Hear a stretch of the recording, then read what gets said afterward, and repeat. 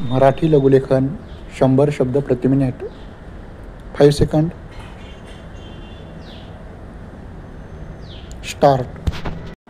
देशाची शेतीविषयक व औद्योगिक प्रगती, जंगलवाढ इत्यादी झपाट्याने घडवून आणण्यासाठी अनेक मोठमोठ्या योजना सरकारने अंमलात आणल्या आहेत व काही योजना अद्यापि पूर्णपणे अंमलात आलेल्या नाहीत. त्यासाठी त्या योजना पूर्ण करण्याचे काम चालू आहे. त्याचप्रमाणे काही नव्या योजनांची आखणीही चालू आहे.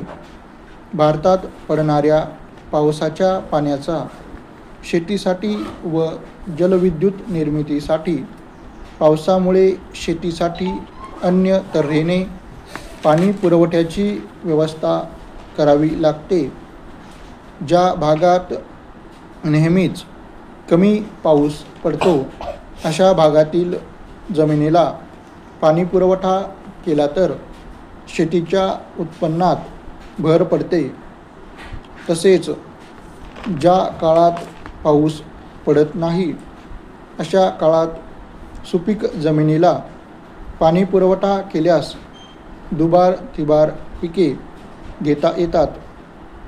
त्यासाठी योग्य ते पाऊल सरकार व कृषी विद्यापीठे प्रयत्नशील आहेत.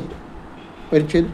पाऊस कमी असलेल्या भागात विहिरींना पाणीपुरवठा व्हावा म्हणून पाझर तलावांची योजना करण्यात आली आहे. पंजाब, उत्तर प्रदेश, राजस्थान व महाराष्ट्र या राज्यात विहिरी पुष्कळ आहेत. मुख्यतः बागायती शेती विहिरीच्या पाण्यावर करतात. संत्री, लिंबे, मोसंबी, द्राक्षे व केळी, चिकू यांच्या बागांसाठी आणि भाजीपाल्यांच्या मळ्यांसाठी अशा विहिरीच्या पाण्याचा उपयोग करतात. त्यामुळे जोडधंद्यास वाव मिळतो. परिच्छेद. अलीकडे भारतात धरण योजनांची आखणी केली आहे. ठिकठिकाणी कालवे काढून शेतीला पाणीपुरवठा करणे व धरणाच्या पाण्यावर वीज निर्माण करणे हे त्यापैकी 2 प्रमुख उद्देश होत.